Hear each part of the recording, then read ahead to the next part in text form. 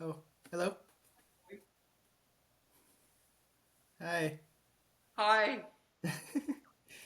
Good to see you. great to see you. Thanks for making time today. Oh my God, thanks for asking. How are you? Fantastic. That's great. And do you have a guest with you? I do. She's just out using the bathroom. She'll be in just a second. Her name Great. her, her name is Mary Pat. Okay. Yeah. Um, so today, I mean, I'm open to any ideas you have too, but this is a video that my mom sent me a while ago, and I found it very interesting. Did you see the link I sent you? Didn't. I'm sorry. No, I it's I fine. just It's fine. But I was thinking it would be really cool to look over it with you today, if that's all right. yes, Yeah, because I can share my screen and we'll just like pause it whenever we have thoughts or and just share. Yeah. perfect. I'll start it when Mary Pat gets in, just so she can be part of it all. Yeah, that'd be perfect. Wow. You said you were at How, church today. yes, How was they that? have. They have here. They have self. What a beautiful name. Self Realization Fellowship. Isn't that a beautiful name? Wait, say it again. Self Realization Fellowship, SRF, Hmm. Self Realization Fellowship. But Interesting. that's the temple training that Yogananda set up, and so this is actually one of Yogananda's original temples in Phoenix, Arizona. Wow. What a thing! So in fact, today we were there, and I met two people there. One that had been there for 30 years, and one that had been at this temple for 40 years. And I was just like, my goodness, they were coming to this temple back when I was in middle school in Colorado. Just like it's like, That's what? insane. Yeah, it's a long time. Wow. Did you what did you go for? Do you go there regularly? I, I, I'm beginning to go regular. When I was first here in Arizona, I didn't even know this place existed, and then I was doing irrigation work, and I drove by and I see Self Realizational Fellowship, and I know that's from Yogananda, so instantly I was like, so that very day, I drove into the parking lot, walked around. I'm like, I'm coming to their very next Sunday. Anything, I'm coming. And Hmm. so I started coming for the first time last year, right around this time. Just once or twice. It wasn't that much. That's fantastic. But Did now I the live 8 minutes away, so yeah, I go there. I'd like to go there a lot more actually. what the people that you met that have been there for so long, what were they like? So we were sitting. Uh, I really love their services, by the way. I really think people would enjoy these services. They're neat. So we're sitting down, and I'm looking at these two people right in front of us, just the back of their heads. And I really thought to myself, like, wow, this is a very bright couple. That's just what I thought. I'm like, this is a very bright, beautiful couple. Then we go outside, we finish the sermon, whatever, and then we're outside, and they came up to me and just introduced themselves, really very friendly. And yeah, I had one was the woman's name was Marty. Isn't that it's weird because Hmm. Marty sounds kind of a male name, and the male's name was Carrie, and I was like, well, that's wow, and they were older too, so I was kind of like, that's pretty unique names for your age. Like, I don't know why, but that's I don't tend to think of this Marty being a female voice and Carrie being a male name. And then they were just sharing that she had been there for 40 years and he had been there for 30, and then she was just telling me how what how and she was in Texas, and she was at a church, and someone gave her Kriyananda yoga, like Kriya yoga, which is just a few simple yoga practices. And she's like, wow. And the next thing you know, she's reading autobiography of a yogi, and 40 years ago. Wow. Yeah, that's amazing. What services do they have at the church? So they start with a 9 a.m. meditation, 9 to 9:45, and then from 10 to 11 they have their service, and it's a um, just usually start with a few simple chants. They're really simple too, very beautiful, very much a mixture of Christian type chanting almost, but yet with the words just slightly different. And then usually a talk, and then end with the prayer and chanting too. Which and even the way they do each of the things, I really like. Like Mm. the way they open is very like this. It's not too much, not too little. The talk is anything about Yogananda and the saints. Like I don't know. He was telling today about one of the beauties of meeting and seeing a saint is that when you see and meet a saint, they're doing the thing, they're doing it, and so you get the confidence that you can do it. No different than the person that runs the 4 minute mile, and you're like, I can run a 4 minute mile. It's no different. When you see a saint living, wow, you can do this. You can attain to this state because you can see it. And he said that's such a big difference than picking up a book and being like, oh, wow, this is what saintly life is like. And you're reading it and you're like, that's great. It's a seed, it's a concept. But the difference between reading it and then seeing it embodied in a human being is really very different. And so he was just, part of the talk today was just on the value of having a guru or a saint because they demonstrate for you how to do it. And that's something you really can't get from a book. You can't get from scripture. It's hard to even get it from meditation. Mm. That's incredible. It makes sense. It's very accurate. It was very accurate in my feeling too. I'm like, that's so much why I do what I do with Yogananda is that it's like I direct my attention in that way and I work to be in that format. And it's weird because the great disciples that have come say the same thing. They say it's a paradox. The more that you see a saint and you emulate that saint, you would think that you lose yourself. And in a way you do, but in a way you don't. You actually become your fullest self through your highest version. So in a way you become you. But really what happens is you drop so much of what you think to be you. And that does happen because so much of who we are is based on our past experiences. And suddenly this very divine, noble life enters, and then that becomes the fascination, the talk, the interaction. Yeah. Yeah. The concept of like nature versus nurture is something I'm very interested in, and like past experiences definitely have an influence, but I'm also curious what we're just born with, and if we grew up in two different ways, how similar you would be. And I mean, I guess that's the subject of a lot of experiments too, but yeah, that's something I think about a lot. Mary Pat, she showed this documentary, and it was actually kind of fun. Hi, this is Mary Pat. Hey, Hi. Dad. Hello. I didn't realize this till she said it. She's like perfect suit. Look at what she's wearing. Oh. I That's are wonderful. always. You're awesome. That's So we come wonderful. Thank prepared. you. Thank you very much. It's great to meet you. Well, we've met before, but yeah, good to see you. Good to see you.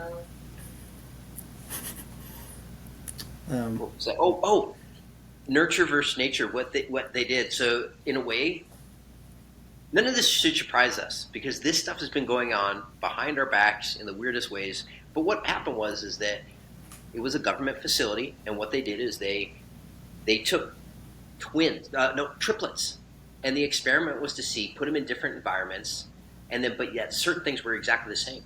They each had stepsisters. They each had it was fascinating, and then they just were raised. Now the crazy thing is that they even had a person that would come and visit each one separately, just to do studies, make sure everything was okay. But that was the agency coming to see how much each was different and how much were they the same. And the crazy thing is when the story of how they found each other was the whole documentary because it was kind of like, wow, this guy goes to a college and everybody thinks he's one other person, but he's not. And they're like, yeah, you are. And then he meets him and he's looking at himself. Like he said, even the mannerisms, the like things with the hands, like he's just like kind of in awe, like totally different environment, totally different parents, but yet the physical body and the nature coming out was so similar that they're just like and then because this happened, it was such a big story, it went international, and then another person says, I gotta meet you guys. And sure enough, he was the same. And then they ended up going on all these like tours and like all this kind of stuff for a while. So it was kind of a weird little story where they were celebrities in New York because he was a cool person and they were so similar, but they were also different. They're also different. It was fascinating. Yeah, very fascinating. Thank you for telling me that. I want to look into that more. Yeah. About three identical strangers. 3 identical strangers. Is that what I should look up? We can send it to you too if you want afterwards. You don't have to remember Okay. it. I mean, I'll look it up, but yeah, if I can't find it, then I'll ask you. So you were going to play did you say your mom sent you a video? Yes, and this was a while ago, but I've only watched it once, but I thought it was very interesting. It talks about what happens after death, and kind of the concept of heaven and what life here on Earth is for. It goes a little bit into the purpose of life, and I thought it was very interesting and wanted to share it with you. I'm in. Good. How long is it? Right. So I think I can share the screen here, and at any time you can say pause and we'll talk about it. Okay. Can you guys see this? Oh, we know. What? Have you seen this person before? Me? Yeah. I have not. Do you do you recognize Doris her? Cannon. Yeah, This is- Doris Cannon. She's our the homie. lady. Yeah, She's our homie. Oh, really? So go. We probably heard it, which is great. Oh. Okay. Well, yeah. Do you still want to watch it or? Yeah, Yeah, it's fantastic. Yeah. All right. Okay, but I'm going to talk Can you hear about my book about life after death. That's what I meant. We're going a little serious here for a little bit. Because I talk at this also at ashrams all over the world. And they said it goes along perfectly with their teachings, with the Hindu religion. So I'm involved with a lot of different religions too, because it makes so much sense. But in my work, when you do the past life regressions, in order to do it correctly, you must take the person through the death experience. And a lot of hypnosis classes say, no, don't touch that, it's dangerous. It is not, because I've done thousands and thousands of people, and I've had them die in every way imaginable you could think of. And nobody's been harmed if you know what you're doing. And that's why I know it can't hurt. But during all that time, the 30 years I've been doing the past life regressions steadily, I took so many people through the death experience, because in the death experience, sometimes the answer for the problems in this lifetime, phobias, allergies, you can see where that would come from, the way they died in the other life. But also medical things that are wrong with the body go back to the way they died in the other lifetime. So all of this is very important. So I found by taking hundreds of people back to the past lives and bringing them back through the death experience, they all described it the same way. They all said the same thing. So this is not near death. This is what I'm going to tell you about, is what they describe as real death, what really happens when you die and when you cross over. Because near death, you go so far. You have to come back. But this is what happens whenever you go all the way. And I usually give a longer lecture, so I'm going to try to stick to the main points, and then we'll see if you have any questions.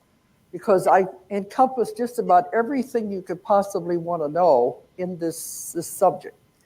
Okay, what I found out, well, people say this makes them to where they're not afraid anymore when they find these things out. And also they like to know if somebody has died, they want to know where they went. So these are important things to find out about. Okay, when the person goes through the death experience and they're dying, they said the first thing, they feel very cold. Then the next instant, they're standing by the bed looking down at the body. It's that quick. They say it's just like getting up from one chair and sitting down in another chair. You just slide right out of the body. So they're standing next to the bed looking down at the body, and they'll say, gee, I didn't know I looked that bad. And believe me, the last thing they'd want to do is go back into that body. Usually it's sick or it's diseased, and there's no hope of it ever getting well. They don't want to go back to it, because the next thing that comes into their mind is, hey, I'm out of there. I'm free. I can go anywhere I want. I can do anything I want. So that's what they want to do. They want to go on. They want to go home, really. It's the people who are left behind are the ones who grieve about it. They want them to stay with them. But do you really want them to be back in a body like that most of the time there's no hope for them? It's better to realize to let them go, because when you hold on to it, you're being selfish. It's just for yourself. I'm going to miss them. I want them to be with me. I don't know what I'll do without you, that kind of thing. It's a selfish thing, because really the parts I'm going to go through is you make a contract when you come in.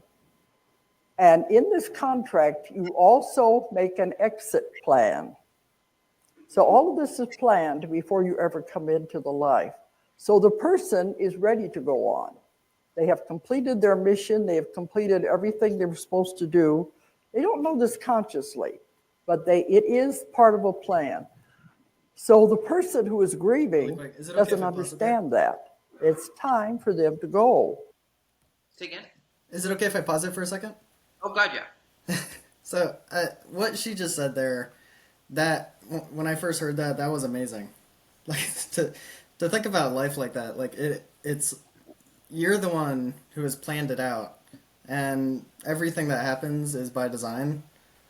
Like that is such an amazing way to think about things. It's so neat you're taking the time just to have these different perspectives of thought. It's interesting because when you have a thought, you get to feel what that thought feels like. And you're like, wow, that thought is inspiring. It's calming, makes it calmer. It's fascinating, all the things it does. But yeah, it's, for me, when I was told that I chose my parents, like that was a huge change for me, because generally when I think of, oh, I was just born here, whatever, it's very easy to be irritated and angry and like, oh, they did this and they did this. And then you're like, no, you chose to be born with them. And then I'm like, I chose that? There must be a reason. There must be a plan for that. And so when I think of the two, to me, it makes actually not even just a lot of sense. It helps me in my spiritual practice and makes sense that I did choose it. It's just that we don't, I think partly when you're in the womb, not only is it so intense and painful, that we tend, and people be like, why is it so painful in the womb? Well, because it's hot, can't really move around. Sometimes, like with you, maybe it was different, but my mom, she was smoking, so the air, oxygen wasn't so good. And then the feeling vibrations my mom had were relatively negative. So, you're just like, oh, you're kind of trapped in this little thing. You're trying to figure out, you're getting all this. So it's like, it's not very, and your body's growing like crazy. When you have growing pains and it hurts a little bit, can you imagine a baby like going through that times 100? No. I think that's what it's like. You're just like growing and it's like, oh. And so basically it's just really hard to remember everything that happened when we were in the womb. That's what I think. Yeah. Yeah. But part of me wonders too, if this was planned, was it part of my plan to learn about the plan? Because yeah, that's also an interesting thought. It was. Yeah, that's all the thoughts I had. Plan to learn about the plan of your life, as compared to just going with it, not even knowing it. The whole goal of this spiritual work, like I like saying this, because there's just like with Dolores Cannon, it's almost too simple. It is the development of your consciousness. That simple. Like, what is spiritual practice? It is the development of your consciousness. So you go from not knowing you had a plan to being like awakening, to be like, wow, I had a plan this whole time. I really had a plan this whole time. I was unaware of it. Wow, I have feet. Wow, my feet work. Like this development of your consciousness, where it's like, oh, this earth is a living being. You'll notice that each of these steps, it's one direction. It's the development of your consciousness. And that has really helped me, because why do we do yoga? Why do I go to church? Why do I try to do these good acts? Like, I think if we can get really clear why we're doing it, like super clear, then what happens is that direction, that path becomes very clear for you. And that's what you're aiming for. Like, so much of the work is to get clear so that you can go in a certain direction. So much of our time, we have to take a lot of time to get clear what direction we're going in. Because you don't want to just run off in some direction and be like, oh, damn it, I was going the wrong direction, man. I should have been going the other way. I'm 200 miles away. Mm-hmm. So sprinting off to your destination isn't necessarily the smartest thing. The smartest thing is to get clear, what's your direction? What's your goals? What's your aims? And that's why it's always like, what do you want? To get really clear in your mind so that your direction gets really good. Yeah. Is your goal to get to enlightenment? Or You know, it's interesting. I mean, I don't say different goals, but that singular goal I have of awakening is the ultimate goal. Just continued awakening, because I'm sure it keeps going in stages. Like, it's like it hits stages. But I do have a very specific goal on Earth. And what I've learned is this: is like I had a lot of my dreams come true, especially what I call my smaller dreams, getting the bike I wanted, so many things. I mean, just so many. But part of this training also is to dream big, to dream ridiculously big, to dream in a way that makes people kind of almost like, why are you even thinking about that? But that's just it. You have a mind that can think about it. Like, that's the beauty of your mind, is you can think about that. And so I made my dream really, really big. But I really do. I want to eradicate human trafficking and crimes against humanity. I want to eradicate it right off this earth. And if I ever get to that point, then I'm going to go for the galaxy. But I have that as like the dream. And then what I do with that dream is I just try to go in that direction, and then I put everything in that dream. So, okay, why do I need a car? I need a car so I can travel, so I can do my work, to end human trafficking. Why do I have a relationship? So I can develop myself, so I can do this. So each of the things that I have now flow into that singular dream. So it's like I still have just one dream, but all my dreams go into that. Because what happens when you're like, oh, I have this dream to end human trafficking, but I also have to get a car and a job. It's like, it feels like, oh, but I'm going this way and this way and this way, instead of being like one direction. I have the car and the job and this, so I can end human trafficking. I have this and this and this, so I can do this. And if you can develop your consciousness like that, where it's laser-like, wow, that is the whole of meditation right there. And dream development is to get the mind to stay focused on a certain thing long enough to develop it, to make it manifest. So I'd say that's what my goal is here. Oh. How about you, Colby? What's your goal or your life purpose? That's a great question, and one that I've thought about a lot. And I'm not entirely sure yet. It could be to treat everyone as well as possible, because I feel like that's potentially what I'm trying to learn when I'm on Earth. That's what the plane is for. But it could also be to propel humanity as far as possible. It could also be enlightenment, but I'm really not sure right now. Well, one of the things go ahead. Sorry. Oh. You. Well, one of the things I thought you said was interesting was to like dream big because we can, and that reminded me of a quote from when I was listening to the audiobook Rich Dad Poor Dad, and I don't remember it exactly, but it was to change your perspective from thinking I can't afford that to how can I afford that. And the same type of thinking can also apply to the big dreams, like you said. Instead of thinking, well, that's just outright impossible, think, well, how could I reach that goal? And from there you can start making steps. Yeah. We've been trained to, that's the thing, is we've been trained to put our dreams within our current abilities. So you're like, oh, I have this much money, then I can only get, a red bicycle. But it's like, to learn how to break through whatever your current situation is and dream as big as you can. I was told to dream so big it'll take 8 lifetimes to accomplish. That's why I started having these real big dreams. Because I'm like, okay, it's going to take how many times? Still have the dream, because then I stay with the same thing. By the way, that was beautiful. Thank you for sharing some of your own dreams. And thank you for even thinking about what you want. Most people don't take that time to do that. And you'd be like, this is, my yoga teacher said it this way, Adil. He said, most people spend their life climbing the ladder to success, only to find out they put it against the wrong house. And it's true. They're like, oh, I got to get money, I got to get fame, I got to get the Instagram, and they work hard. They're climbing that ladder, and they get to the top, and they're like, this sucks. This sucks. What the heck did I do? But if you were to take your time and be like, where should I put my ladder? And I know that's not as fun. It's kind of hard. It's what you're doing. Like, what is my goal in life? What is my dream? What am I trying to do? And then you go to a house. You're like, well, let me see. Let me check out the house. What does it say on the door? And I know that takes time. It takes time.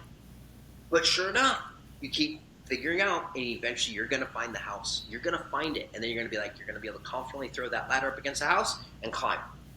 But don't be afraid to take the time to figure out what it is you want to do and to dream really big in the process. And it's a process. So allow that process to happen. Like at first it'd be like, my dreams were, I wanted great success. What my first dream was when I got back from the monastery is I wanted to support the monks. I wanted to build businesses and get the monks health supplies. That was literally like, I'm gonna do really well at business. I'm gonna freaking fly back to Thailand. I'm gonna make sure all the monks have the right supplements. I'm gonna make sure they get the right massage. I'm gonna live next to the monastery. These were my dreams, and I really wanted them. And so I build my business, do this, but it was for this. And then it started to change. It started to be like, wow, I want to feed more than just the monks. I want to feed other people. Oh, I want to do this. And then when I found out about like the darker side of this world, then it was like, okay, I think I understand now why I was born to my mom and dad. Mm-hmm. They taught me about war early on. They're like, we're going to teach you about war, young man. Okay, pop, pop, pop. And it's like, oh my God, I'm in war. And that helps me because then even that aspect of my family upbringing that was very violent and rough, I now appreciate it. Because whether my mom and dad knew it, they were getting me ready for the Great War. Yeah. I chose it. That is a great way to think about it. And that's wonderful what you were doing for your fellow monks in Thailand too. Thank you. Yeah. I didn't succeed at it. I mean, I was like a big dream, like I'm going to do this with business and this, but I minorly, but I really wanted to. That was my original dream. It was strong too. It was like, I want to do this.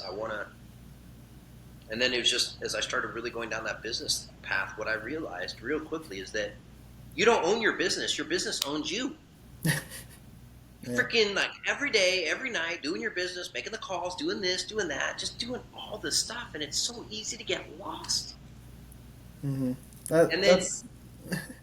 Well, that's what I saw with my mom too, running Reeves Teas, is just everything. Yeah, what you're talking about. And I want to share something too with where I'm at in determining my goals for life, I guess, is I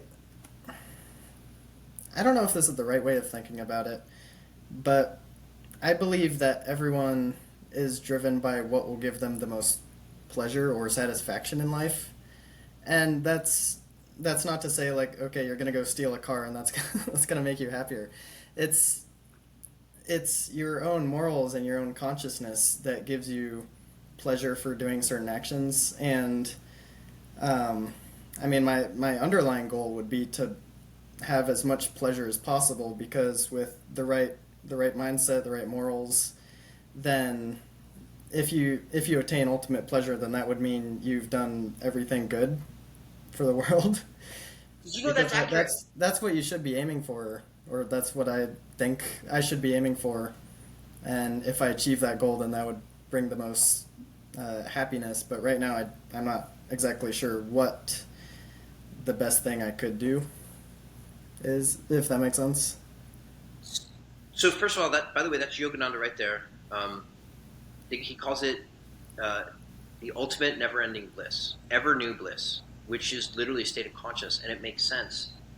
When you get into that state of basically God consciousness, you're connected to everything, and the bliss is never-ending, and it's always new. And what happens then, everything in this world, everything, you're not pulled to it in the same way. You don't have like, oh, I need that, or in fact, it's like you let it go, and you're there to serve and be present because you're so nourished from so much joy and love. Mm-hmm. Today we were at the temple, And this guy just started talking about his early days with Christianity and Jesus, and he just wells up in tears, just thinking about like a saint. I'm telling you, joy is that close. It's right behind, right here, right now. Where what happens when you get to a point when you can see someone like a little kid, and a tear comes down your eye just to see a little divine soul living life. You're like, that's so beautiful. To see a flower and that like have your heart sing like it's a smile. These are like trainings because you're like, there's all this love and abundance everywhere right now. Do you even see it? Do you even take in that joy? That's the more subtle joys. But those subtle joys will allow you to enter into the bigger joys. Most of the pleasures that people have, they're way too intense. They're like a sugar high. They're like, woo wee. But what happens? You go real high, and then you tend to get depressed and go low. Where the nature of bliss is it just kind of basically it's steady, and it just keeps building. It just keeps building. Yeah. Yeah. Can I ask Mary Yeah, go Pat what ahead. her goals are? What was that? Can we ask Mary Pat what her goals and aims are since we all Of live in course. our. I got so inspired by what you said about your goals and aims. I loved hearing it. Of course. Your turn. So for myself, I was asked about 10 years ago what my life purpose statement was. And so it's been refined a bit. It started out show up, be love, and help others in every and all ways that you can. And then I modified it to show up, be love. And then sometimes it's just be love. Sometimes it's just show up. And I wanted to talk about also my teacher Bentinho Massaro talks about this seeking impulse when we're full of our joy and our cup is so full that it's just overflowing to others. He said the seeking impulse, without the negative connotations of this, but seeking impulse is the truest thing about our nature. And that brought me back to the nature versus nurture and our divine God code, our divinity, this in the image of God that we all get to be. That is, I think finding joy and bliss and staying in it as much as we can. I think that's exactly what you're speaking of. I think that's what Dolores Cannon is speaking of also.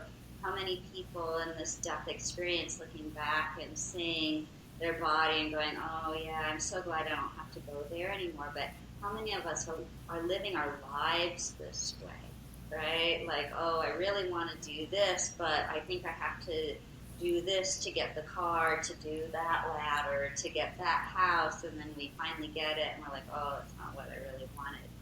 However, if we continue to really listen to the seeking impulse, even if we're wrong, like, oh, I got what I prayed for, but now it's not so great. That's beautiful also, because then we get to learn what we don't want when we thought we did. Or it was just the joy wasn't true joy, it was a release of suffering, or, hitting some addictive tendency that I might have, like, oh, phew. Yeah. Thanks for asking. Thank you for sharing. You're welcome. That's lovely. Yeah, I was gonna ask something. I forgot. Sorry. No, my apology for interrupting. No, Dude, it's fine. I'm glad that I was really, gonna like, I was gonna ask Mary Pat something, but yeah, I can't remember it now. But yeah, anyways, thank you for sharing. You're welcome. Actually, well, here's the one question, I guess, is if that is people's goal, is to have as much pleasure or satisfaction in life as possible, then why is it so hard to follow through with the best actions? Is it because people go ahead. Go ahead. Remember earlier when you're saying people want like pleasure, and then they're like, okay, I'm gonna go steal that car and go take that drug, and I'm gonna have a lot of fun. Yeah. And from a bird's eye view, you're like, dude, that's the bad choice. That ain't fun. Don't do it. But their system's like, I'm doing it. That sounds like fun. So here's the thing. So from our perspective, that does not sound right, doesn't sound fun. But what happens if someone has a demon inside of them, quite literally, or they're hugely avoiding something, and that becomes the way to avoid something? So they are actually having fun. They're doing what they want. They're avoiding another feeling, but they're not conscious that they're avoiding another feeling. So they just find themselves, oh, I gotta go do this. They don't realize what's driving them. So the truth is that ultimately aiming for pleasure and bliss is the ultimate destination of God, because that's actually what it is, and we all know it, and we all have this inner direction, even though we don't even know why it's like that. If you look at every being, the way it's set up is pleasure and pain. This is our indicator to go in the right direction. The problem is that if your indication system has been like warped and screwed up, it's possible to actually do things thinking you're going to get pleasure, and you literally just get more pain and suffering. And you're like, well, that's screwed up. But that's the danger of the system, is that the system is accurate. The way that you're reading it could be screwed up. So I actually think that going for pleasure is generally not the way to go. What you want to go, and when I say go for God, give it everything you've got, it's this. Yogananda's like, he who is the wisest seeks God.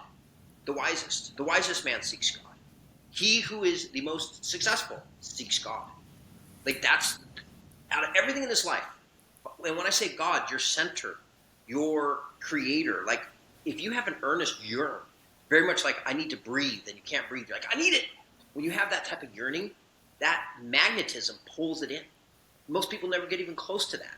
They're like, oh, kind of, yeah, I'll do a little meditation. Oh, I'm done. They don't have the pull strong enough to actually create that experience for themselves. And Yogananda is just saying, you could achieve everything in life. I'm just telling you, this is what you want. And the reason you want this is because if you get this, you get it all.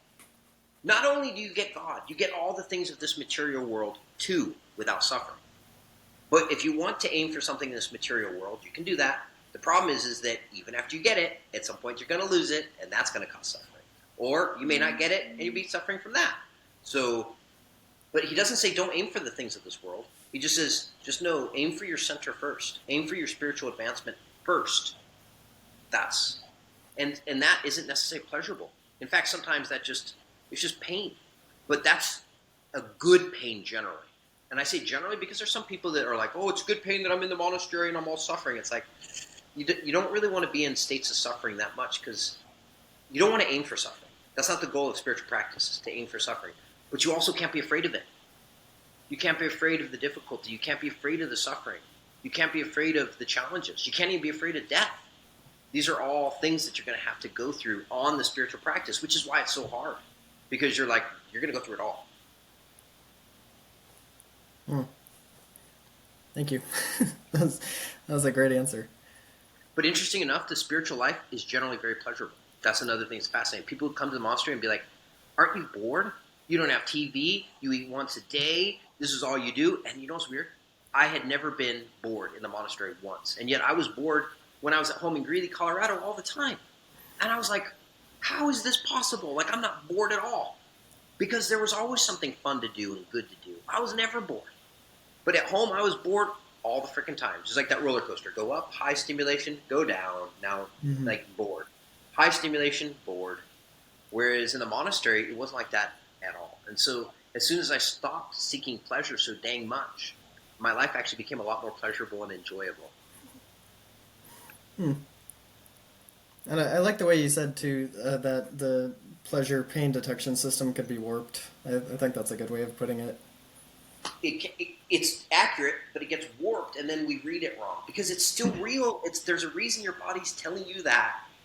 But it's so easy to read it wrong. And then to be a habit of desire. Oh, I want that, I want this, and just flitter.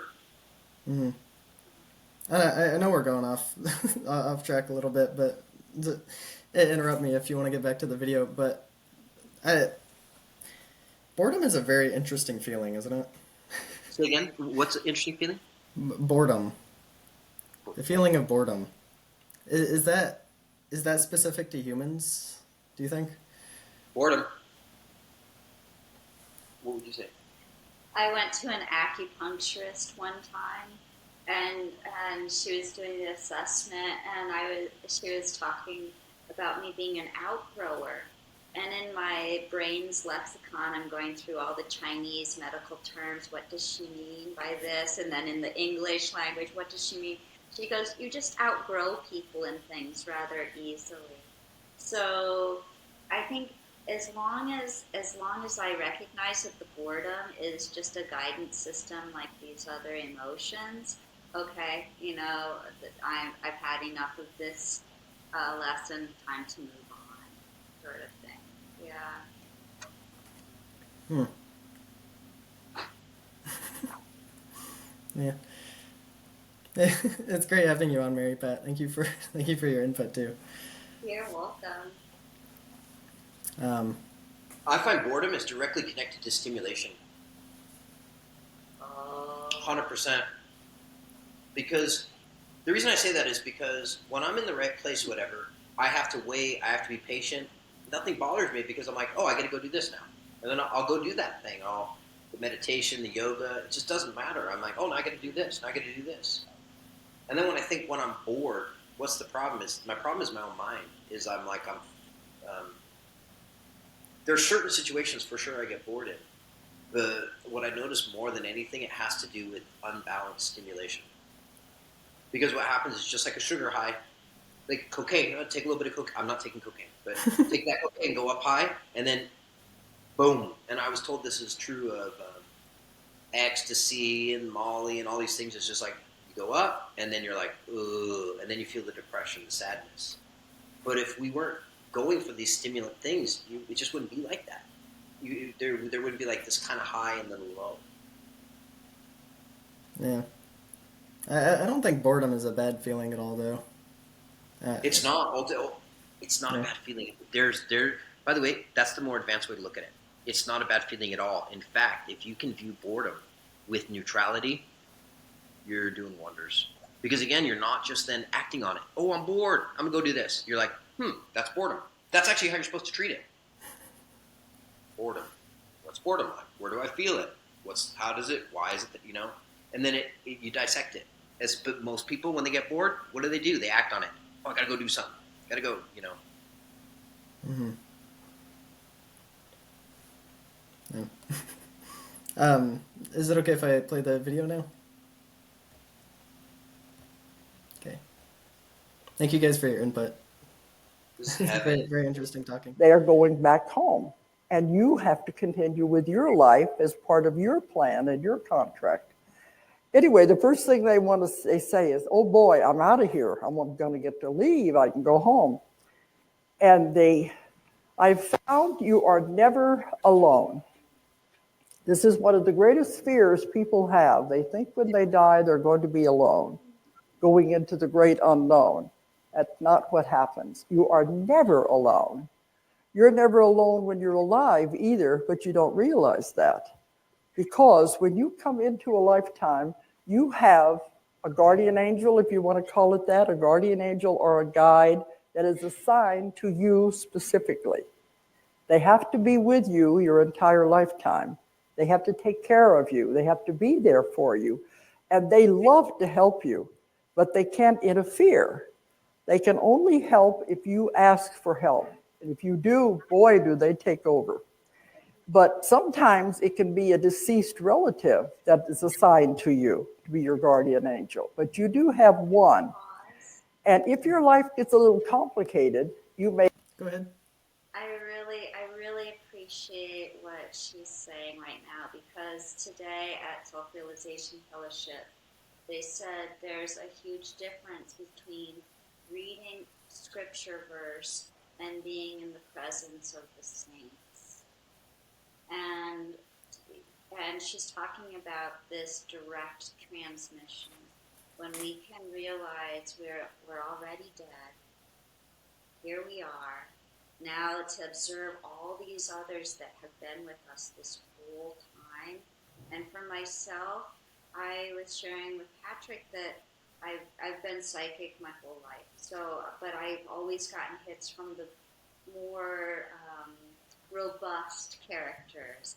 But now I'm starting to get messages from the really subtle grandmas, and they've been there the whole time.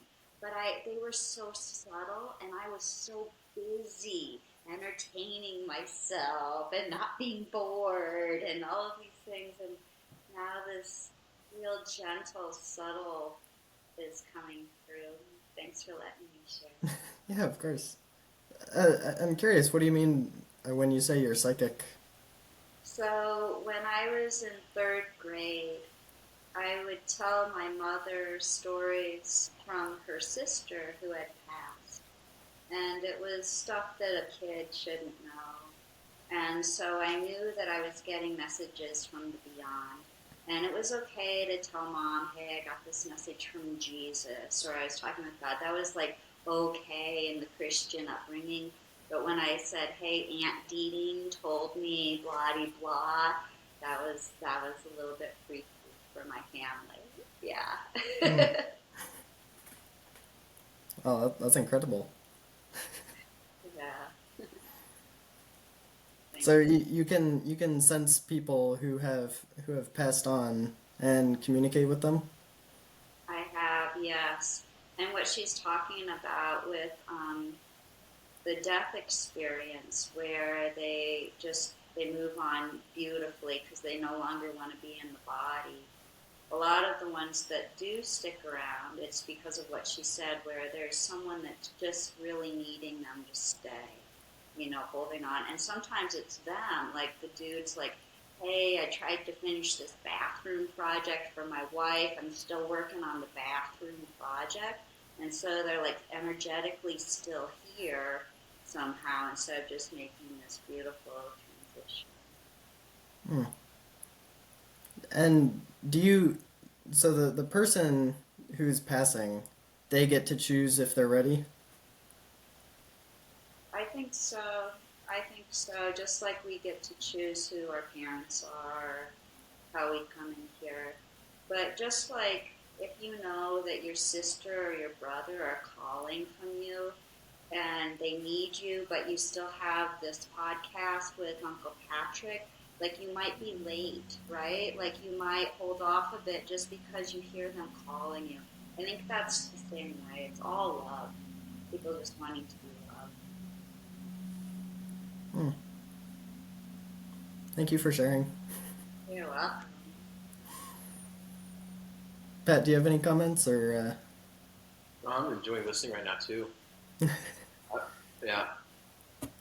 No, I was about to ask. I was about to go refill my coffee, if you can believe it. Like I was like, I'm gonna just step out. Let ask her another question, or she can ask you a question. I'm gonna fill up our coffee. We could do the podcast. Do you want a second?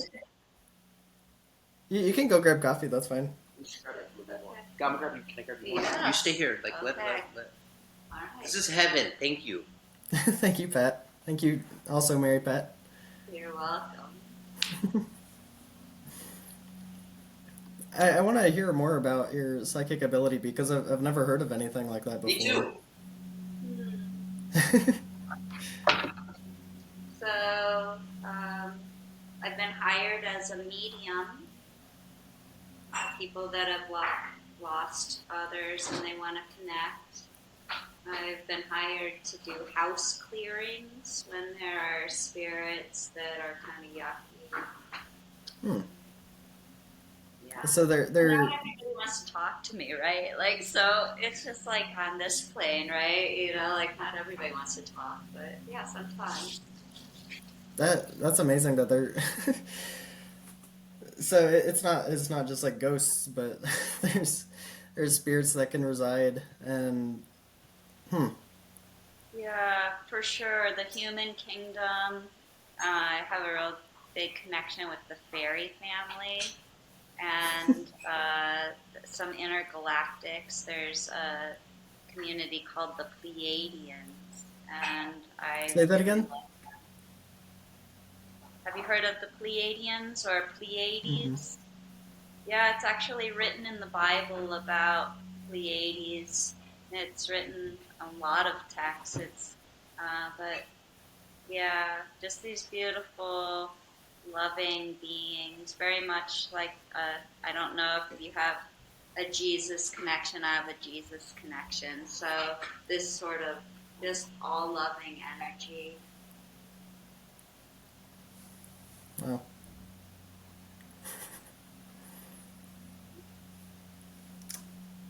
I hmm. I have a question, but I'm trying to figure out how to phrase it. um,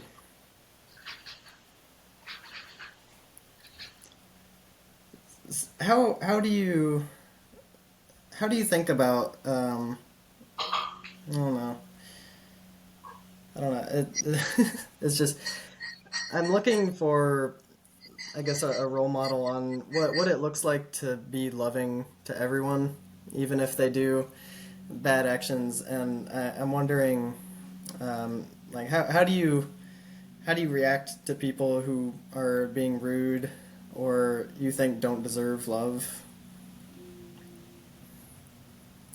Is that a thing to not deserve That's a love? beautiful question, and your uncle will let you know that I'm still in practice because I can be that rude, unloving, obnoxious, abusive person, and it comes out. And so the practice for me presently is to take breaks. Anytime that I'm confused or angry or I'm not in a place of unconditional love for the other, it's really important for me to take a step back and to know that maybe I can love them easier if I don't invite them to dinner.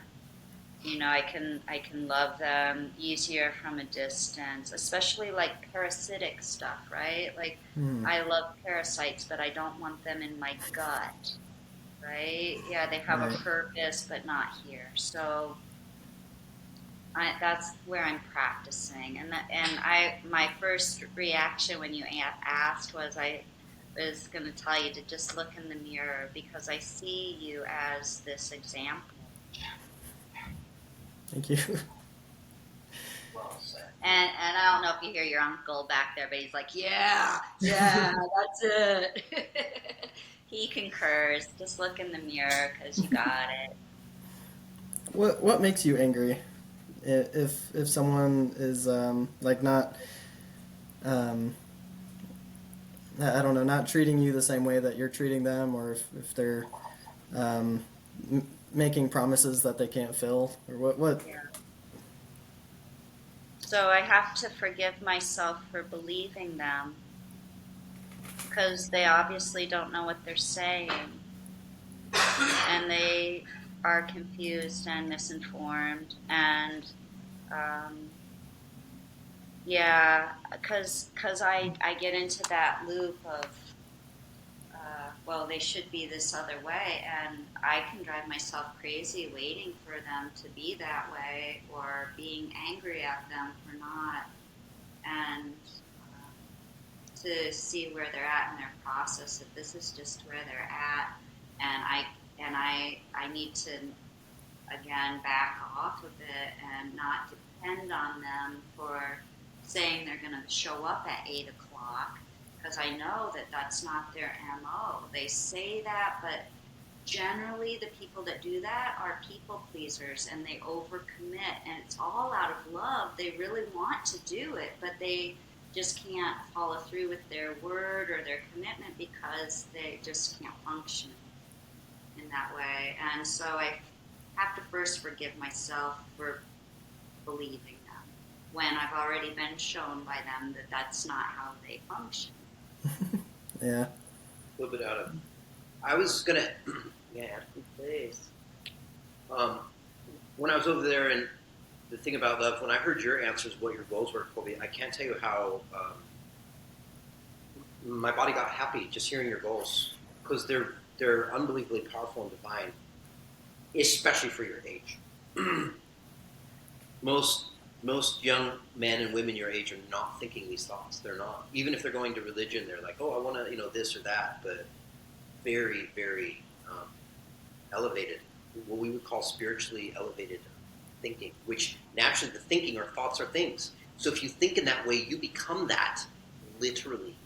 You become a spiritual giant because those are the thoughts you're having. These are the thoughts spiritual giants have. You're having these thoughts. When we judge other people, like Mary Pat was saying, like at the deepest level, it's our own stuff. If we really we're in a very balanced, loving, healing space, we'd look at someone and we'd be like, they may be 50, 40, 30 years old, but emotionally they're 8, and mentally they're 20. And if we saw that clearly, we'd be like, oh, that's what someone who's been through trauma acts like. This is what someone who's been through war and beating and whatever, they say this and they may mean it and want it, but they've been manipulated and so they act like this. There wouldn't be anger. You would actually just work with it, no different than you would work with someone with a handicap. You'd be like, oh, let me help you here. Even if you're like, wow, this person has a handicap and they keep stabbing me with their freaking pencil and they don't know it, but they're stabbing me. So do you stand there and let them stab you and be like, well, you don't mean to do it, so I'll just, no. You step back and you're like, it's not appropriate to stab this body temple. It's not appropriate to stab this. But at the same point, I'm not going to get angry at you for doing this. That's very elevated. That's what we work toward. But the truth is that the more I study, everything we do, including anger, including sadness and depression, will tell you everything. Meaning, why do you get angry? Oh, the Diamondbacks lost today, and I just can't believe they lost. The Olympics, it was like this. It's like, that shows you that your mind state is in the gutter and you're getting angry over the wrong things. Oh, I'm angry that they're abusing children. I'm angry that they're giving shots to people that hurt. That's worthy anger. You should get angry.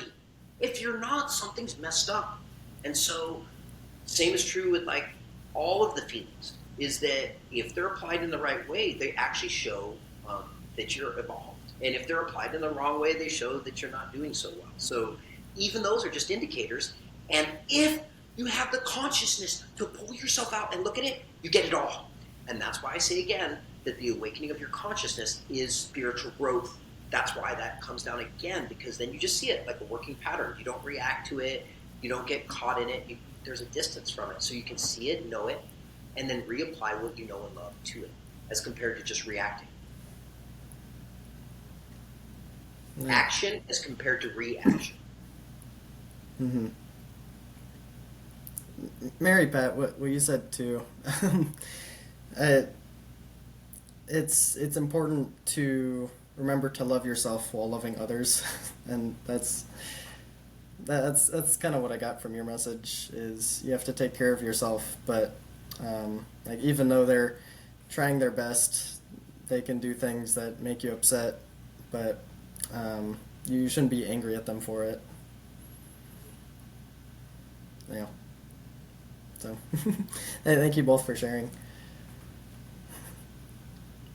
Are we ready to play the video? Yeah. They have more than one. You can have as many as 4, all taking care of different things. And if your life takes a sudden turn in a different direction, sometimes these guides will change places, and another one will come in that has more expertise in your field that you're going into. So you always have somebody there. So whenever you actually die and leave the body, you always have someone, I call them the greeters. Someone will come to meet you and take you where you're supposed to go.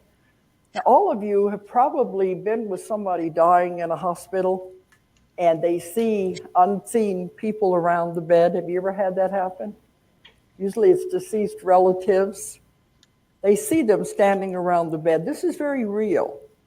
The doctors and the nurses try to say, well, it's just the drugs or the oxygen deprivation because they're dying. No, it's very real. And I've had other nurses say it happens a lot, that they will see people there and you notice they're always very happy. So-and-so is here, and they know they're going to go with them, husband, relative, or whatever it is. So if they aren't there, the guide or guardian angel will be there, but you'll always have somebody to take you where you're supposed to go. So then they're taken to the other side. Now, usually when I'm talking to an audience, I say, how many of you have ever had near-death experiences? There's always people in the audience that say they have had near-death experiences. I don't care what the doctors say, it's very, very real. That I've had enough proof of it in my work, I know it's very real. But in most of the near-death experiences, the person either going through a tunnel or they're going out of their body, they are going toward a huge light. And they never reach that light. They usually are turned back before they get to that light. Usually there's somebody there who says, are you sure you want to go? You have a choice, but maybe it'd be better if you go back. Your family needs you, things like that.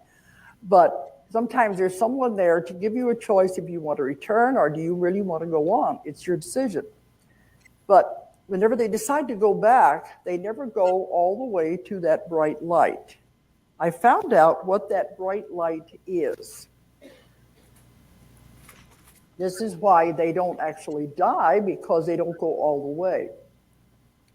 The bright light is a huge energy source. You may even want to call it God if you want to, but it's a powerful energy source. And when you actually do leave your body and die, you go through that light. And when you go through that light, the silver cord is severed at that time. You're all attached with a silver cord, our spirit, which is the real you, and the body the entire time you're alive. Because every night you go out of your body. Everybody does. The spirit, the real you, imagine how bored it would get sitting around waiting for the body to wake up. The body's what gets tired. The real you doesn't. And so it's sitting around waiting for you to get up. Okay, let's get on with it.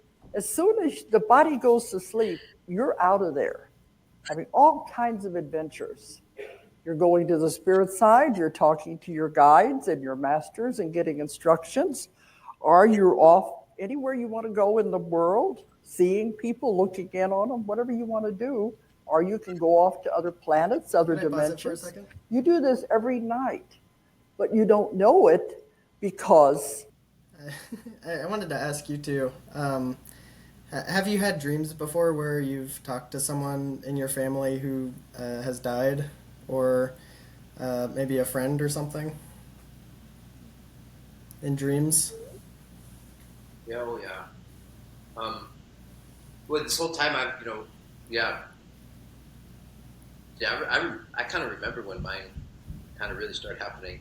But yeah, it was when I watched Aladdin, and for that whole 2 hour, I was asking if I only had 3 wishes, and I was at that time I was like, I want to be fully enlightened. I want everybody to be fully enlightened. And then when that voice came in and said, it's only a matter of time, and I started seeing auras, it was right after that the whole Buddhism thing really took off, and then I was pulled to Thailand, and both in the monastery, but really more when I got home. The different shamans I was with at any time, they would always say almost the same thing. They'd say, someone's right next to you. Clearly. There was no like maybes. It was like, who is that? And I wasn't necessarily seeing this person at all, to be honest, or this thing. I wasn't. The first shaman said it was a horse, a beautiful white horse. So then I just started playing with it in my mind, like, wow, okay, I believe this person, and I believe this is right with me, but I hadn't heard of Dolores Cannon yet. I didn't, so. But then I had another person say she clearly saw 2 monastics to the sides. And so for me, the one his name is Sri Yukteswar, interesting enough. And yeah, it was in a dream. It was kind of a dream. It kind of wasn't a dream. About 7 years ago, maybe 8, I knew that extraterrestrials existed and aliens existed. I just knew it. And I asked for a little, I rarely do this where I'm like, I need to know now. I'm done with, I want to see it. And for some reason that day I did. I'm like, okay, I've done my studies. I've been in this long enough. I would like a little proof, a little kind of connection. Please, I'm asking, please. So sure enough, I say this. Clearly, I go to sleep, and about, I don't even know the time, 2 or 3 a.m., what happened was at this point now, I don't know if my eyes opened or they stayed closed. I really don't know. All I know is this being starts yelling at me. And it reminded me of a cup that I had seen in Hawaii. I can now show you a picture of what it was, but at the time I'd never even seen this. And it was almost like a cartoon figure, yelling at me hard. Basically just saying, well, you want all these great things, but you're not living the life for it. You're still wasting your time on TV. You're still doing this. You're still doing this. You're still doing this. And it was so fierce that I thought I was going to die. I literally thought, like, I'm not going to make it. And then as soon as I remembered the prayer I said before going to bed, I'm like, I just got what I asked for. I just got what I asked for. Something's interacting with me. I don't know what it is. I don't even know what's going on right now. But I was like, wow, I asked for this. And I said, thank you for communicating with me in my mind. As soon as I said that, this being that was talking to me must have pulled down his tone about 50%. It was like, at first it was rough. And then just like, okay, I'm still talking to you, but you got to choose this, you got to choose this, figure this out. After that was done, it was like this total sense, like, I don't know what that was. I don't know what the interaction was, but the information was super clear. And it was later on I realized this was Sri Yukteswar. Just like she said, like, Sri Yukteswar was the teacher of Yogananda. And he's still teaching now. He's still teaching another, like, they love teaching. So it's probably been his energy field or something like that that's been just kind of just waiting for me to ask more, do more, kind of get involved. But yeah, and I haven't had many of these, by the way. I've only had a few of these type of real mystical experiences in my whole life. That was the most powerful one I'd ever had. That's amazing. Thank you. Thank you for sharing. And you, Colby, have you had dreams of those that have passed on? I can't say I have, no. All of my dreams have been fairly pertinent to what I did that day, and I don't prayer really, and yeah, I don't know many people who could contact me, so I can't say I have, but I was just curious about you because my mom has a cousin who passed away a few years ago.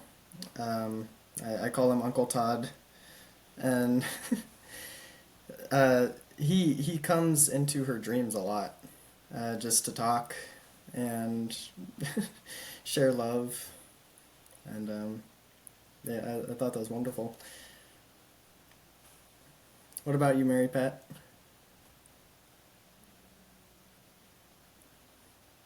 Sometimes in my dreams, I'll even have those that haven't passed over. And in the Vedic culture, we call them the siddhis, Siddhi. A siddhi is like this dream person, like when you're in your astral that you can go visit others. And so I've definitely had that experience. Not so much with the ones that have passed on, and I'm not so good at remembering all of my dreams. Yeah, neither am I.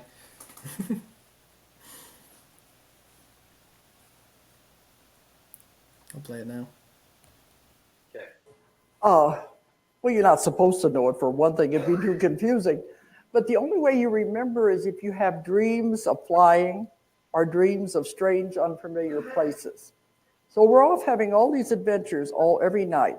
And in toward morning, when it's time to get back to the body, we are connected with the silver cord the whole time. You're reeled in, so to speak. They reel you back in to where you're back in the body again. Then the body has to wake up and you're ready to continue your daily work. So whenever you actually die, you go through this energy source. At that time, the silver cord is severed immediately by the energy. When that happens, you cannot return to the body again. That's the spark of life. Once that spark of life has left the body, it begins to deteriorate immediately. You ever watch someone die, you know something's gone, it's left. At that point, the body begins to deteriorate. Then you're on the other side and you cannot come back. The only way you have ghosts, you have people coming back and giving messages, apparitions, but it's not the actual person because they can't come back into the body again. So once you get over there, you're met with great love. There is no hell. There isn't. I've done thousands and thousands of cases. There is no hell. Hell is an invention of the church, and you can see why. It was never in the Bible. It's something has been invented. There is no hell. A loving God would not do that to people. You are allowed to make all the mistakes you want. You're allowed to come back and do it again and again till you get it right. They don't punish you just because you make a mistake and throw you into an oven. It doesn't work that way. You have to realize you have made mistakes. Earth is a school, but it's a school, you come here to learn lessons, but it's a school where you can't skip a grade, but you can have to repeat a grade. You don't get it right. You have to come back and do it again until you get it right. You can't go from kindergarten to college. It's impossible. You have to learn the lessons, and the lessons are not easy. Earth is a school where you learn emotions and limitations. Those are the two main things, emotions and limitations. Those are not taught on other planets. This is a very challenging planet. So you come here to learn these things, and it's all important lessons. I tell people everyone has bad things that happen in their life. That's life. But what did you learn from that bad thing? If you learned even one thing, that was the reason for the experience. If you say you didn't learn anything, you're going to have to come back and repeat it again, the same circumstance. It's all teaching us something. And that's what it's all about. It's not easy. Life is not easy. The problem is when we come back, we don't remember why we came for. So I'm getting ahead of myself. Okay, once you get over there, I have found 3 different places that you can go to. Now, you go to the place that you are tuned to by your vibration. Yeah. Oops. Um, one of my questions as I'm watching this is, what are you exactly? What makes you?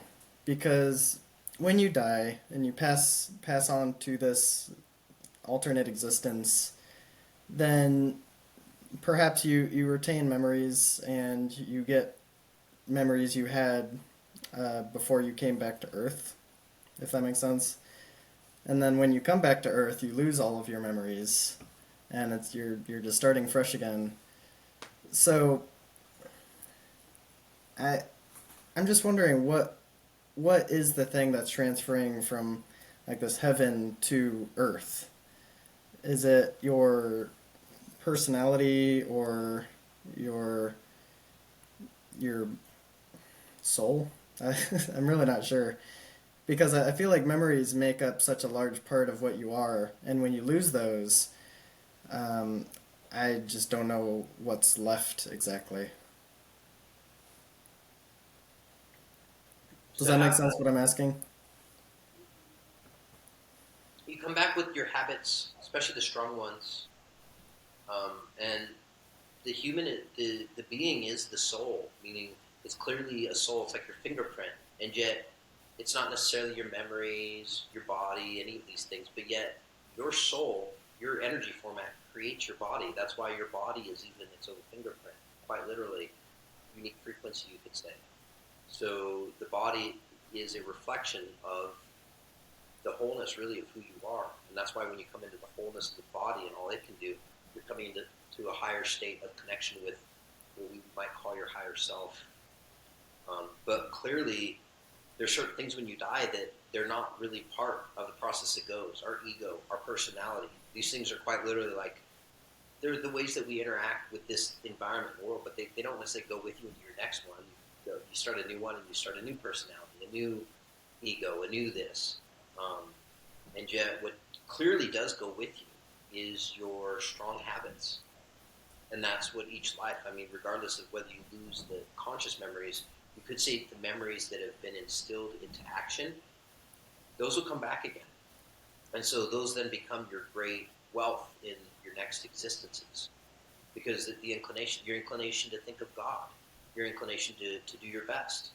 These things, like the more that they become a pattern, they're a pattern wherever you go. They're just like, oh, that's just how I do it. But you don't even ask. It's just like, oh, that's just that person. You know, gee. Yeah, I remember it's just hard. when I was a kid and I heard. So when I was growing up, I wasn't taught reincarnation or any of this. And I remember clearly this day. I'm in high school, and I'm reading these books about Mozart, who was playing piano at 5 years old, and this and that. I'm just like, how in the world does someone come in with multiple languages and this, that, and the other? And then before I even got into reincarnation, it's like, it's obvious. They did it They did it. They already did that. And so they come in all fresh and warmed up and all encouraged, like, yeah, they're playing the piano 5 years ago. It's not really a big deal.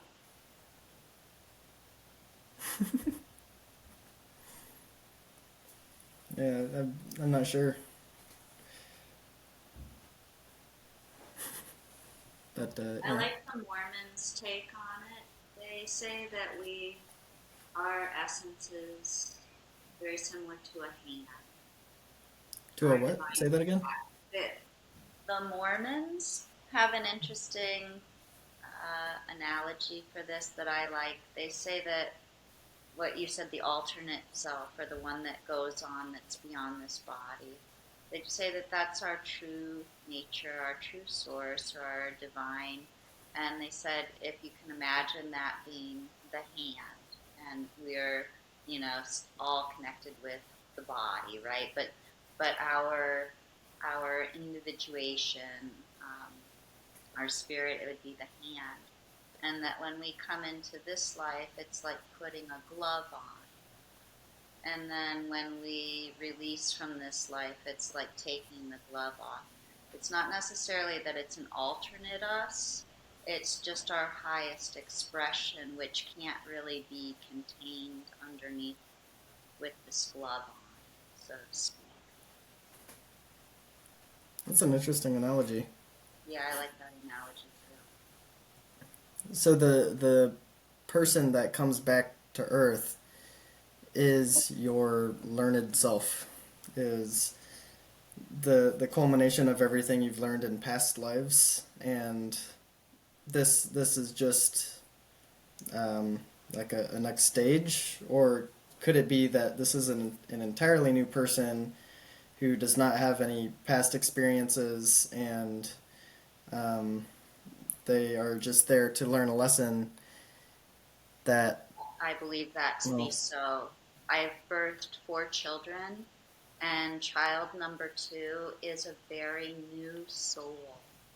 She hasn't had a lot of past life experiences, but she's just full of love and light, and she's ready to like do her service here. But my other children, I believe them to have had a lot more experience. Yeah, that's my take. yeah, that's lovely. Thank you for sharing. You're welcome.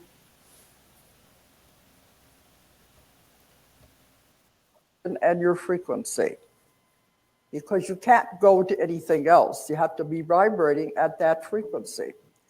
And as you become more advanced, if you learn more, each time you die, you'll go a little higher and a little higher. Different places over there, because of the vibration and frequency will match as you grow. You don't want to keep what I call the wheel of karma. You just keep going round and around and around, making the same mistakes. You're not going anywhere. You're not advancing. You're not doing anything. You're just playing the same old game again and again. That's what we have to get out of that rut. So the 3 places that I have found, it's the lower astral, is what I'm going to talk about first, the lower astral. And of course, all these places are divided into many other compartments, also depending on your frequency. The lower astral, I don't think anybody in this room is going to have to worry about. Those are those people who we might consider earthbound. They have lived in such a negative life that they don't realize they can go anywhere else. All they know is life. And these are like the ones who are the murderers, the drug addicts, the alcoholics, the ones that they just don't want to come out of where they are, the very negative people. When they die, they don't know they're dead because they think they're still alive. They don't know anything is going on. And they're so confused because they have died in this kind of condition that they keep trying to get back into bodies, which you cannot do. I've found there is no such thing as possession. There is no such thing as demonics, because the soul is protected solely by a shield. But they will try, and you can be influenced if you're drinking or if you're on drugs. You can be influenced by these kind of entities. But see, they don't realize they have died. And what they're trying to do is get the same sensations they had through osmosis, hanging around people who are drinking or who are on drugs or who are killing people in back alleys, trying to get the same sensations and pleasures they had when they were alive. Well, the greeter, the one who's supposed to take them on, is there, and they're shaking their heads, saying, "Well, when are you going to get? No, I'm here. You're supposed to go on." But they get so involved in it. But after a while, it's like, this is boring. I can't get the same sensations. I can't do it. I can't get back into what they thought they were supposed to get into. It's boring. There must be something more to it. At that point, they look around and they see the one who has been sent to take them on. They said, "Are you ready to go now?" And so they'll go with them. And they're always met with great love because they know they just went down a wrong path. And all they have to do is they have to go to schools, they have to take lessons on that side. Excuse me, Mary Pat. Hope you don't mind. Hope you don't mind me pausing it. I was gonna ask the people that, or the spirits that you can communicate with. Do you think they're on the lower astral, like is being described here? Not generally. And I've had a life coach tell me that I shouldn't be talking to spirits because he had the fear that Dolores is saying, forget about the demonic stuff. Unless you're like doing heavy drugs and you're drinking heavy, and then you're going to vibrate with that kind of thing. No, the ones that I'm talking to are definitely not on that plane. However, you'd asked about the dreams. And in the dreams, I have gone to some satanic ritual events. And I think my purpose wasn't to be a part of it, but to alchemize it and opt out of that program and to shut that stuff down. So I interact with them, but not to have conversation or invite them to dinner. Right, right. Have you guys seen this video before? Do you recognize it? I think I have, but it's been a little bit. I mean, I've heard so much of Dolores Cannon, so it feels like everything she's saying, I've heard it one way or another before, but it's incredible. Yeah. So they can be ready to come back again. You come back too soon, you're not ready because it's that negativity will carry over. So that's the lower astral. And I don't think anybody here is going to have to worry about that, but you should know it's there. The middle astral is, I think, the equivalent of what the churches call heaven. It's very beautiful, it's very wonderful. They've all described it the same way, that there's a beautiful lake, there's hills around the lake, there's all kinds of houses. If you decide your idea of heaven is to live in a house just like you just left, or maybe one that's better, maybe you want to live in a castle, you can have it. Your idea of what is the best, what is your idea of heaven? That's where you will go to. What kind of a house? If you decide you want to spend eternity living in this house with your friends, your relatives who have died, that's your idea of eternity, you can have it. That's what the churches usually talk about as heaven. It's extremely beautiful. There's music in the air. They said the colors are so vibrant that some people who have had near-death experiences bring back that memory of the colors, especially the flowers. There's huge gardens, and the colors are so extraordinary. You've never seen anything like it. And they remember when they come back from near-death experiences, they say even the molecules of the plants and things seem to be vibrating for a while after they get back because they have that memory of the colors in their mind. And I asked them one time, is that an imitation of Earth, our plants and flowers? And they said, no, Earth is a very poor imitation of what's over there. If you could imagine flowers that never die, roses that are always perfect, that is what it's like over there. So it's extremely beautiful. So they go and they're living with their relatives, doing everything they ever wanted to do, and this idea of a perfect heaven. The only problem is it doesn't last. That's not the way it is. What are you learning if you just had it perfect forever? So after a little bit, a knock will come at the door, and they'll say, okay, you're ready to go up and do the review Oh dear. of your life. And they'll say, what do you mean? I'm perfectly happy right here. I don't want to go anywhere. This is heaven. I don't want to go anywhere. So I said, no, that's not the way it works. You know, you've been here for a little while, but now we got to move on. So they take them up to the review board. And there are boards, there are elders, there's masters. They can't tell you what to do, but they're there to advise you. So you go up and look, and they're going to show you your life. They show you everything you have ever done, every word you've ever said, everybody you have ever touched or hurt or anything. And believe me, this is not easy to look at. They're showing it very objectively, but they don't show it just from the viewpoint of you looking at it. They show it from the perspective of everybody you were involved with. You begin to see it from their eyes, from their viewpoint. And believe me, that hurts, because all of a sudden they'll say, I didn't know I hurt them like that. I didn't know what I said affected them that way. Because, you know, we do that. We go through life. We don't pay attention to what we're doing to people.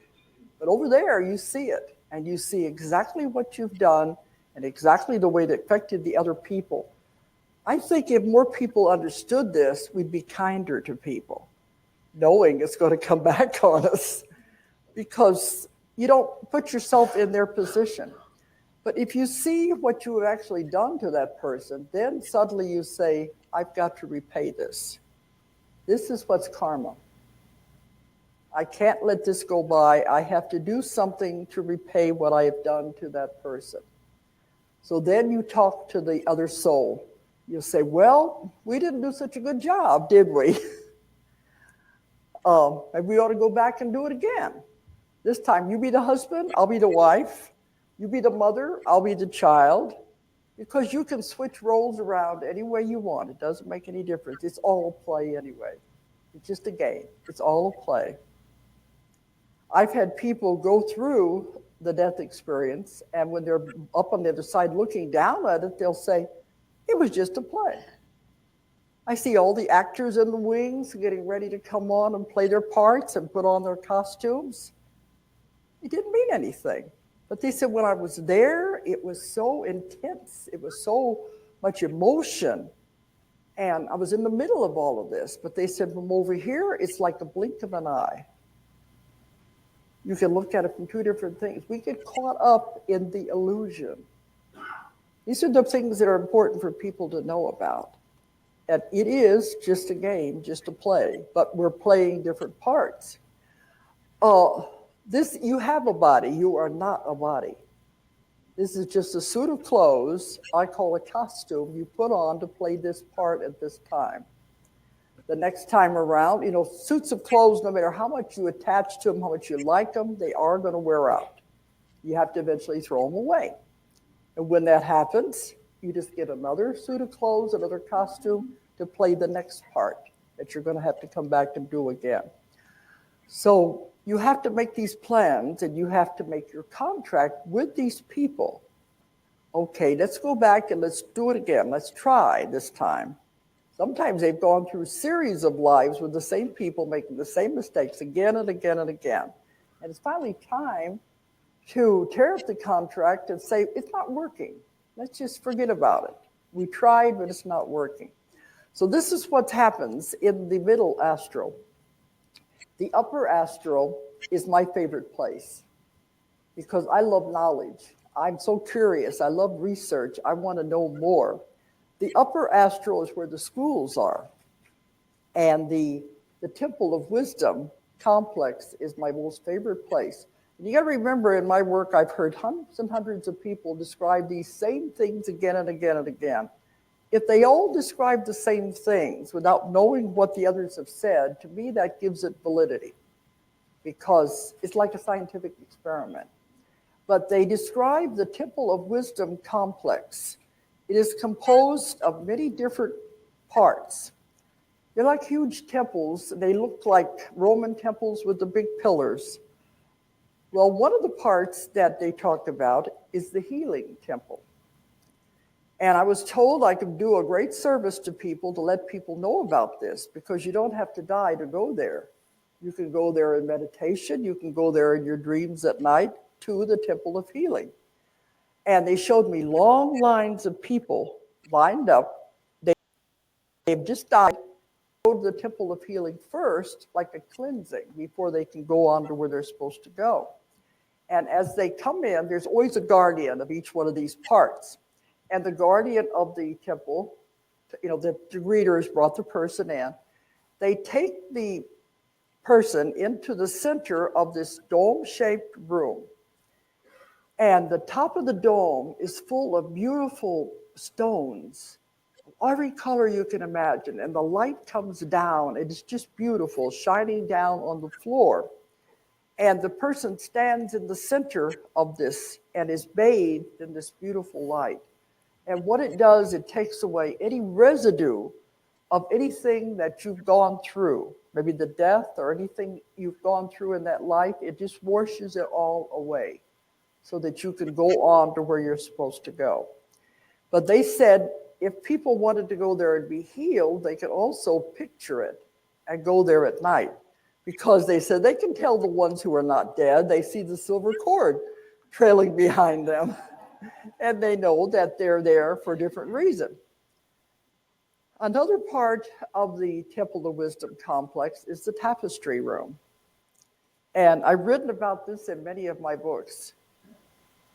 The tapestry is huge, and it goes for miles. It's on one huge wall.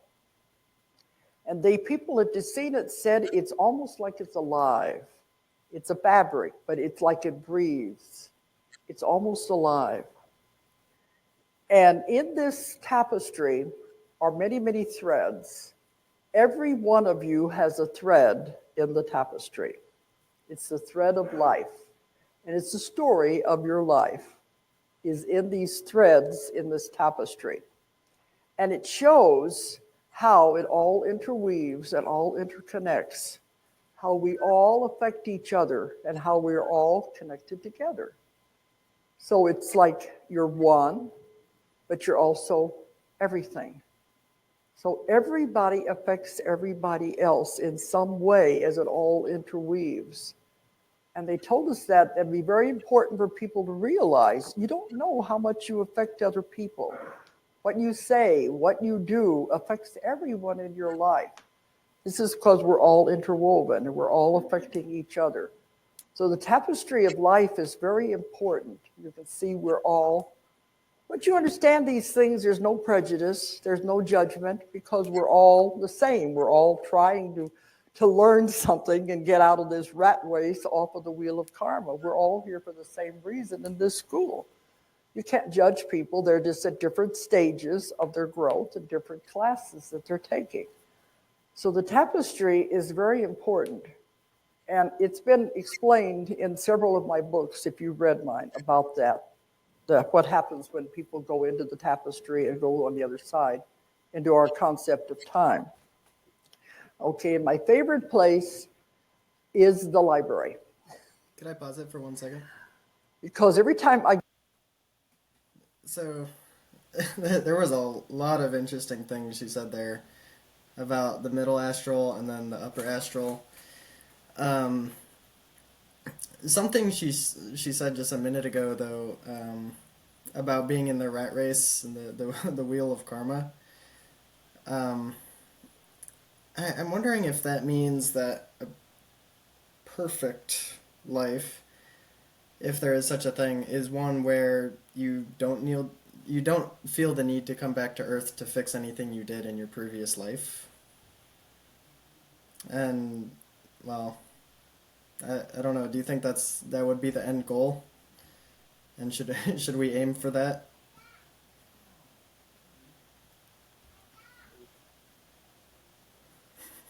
Well, the saints that I believe And my own purpose is we're going to continue to keep showing up until consciousness figures it out, until everybody is on the same page.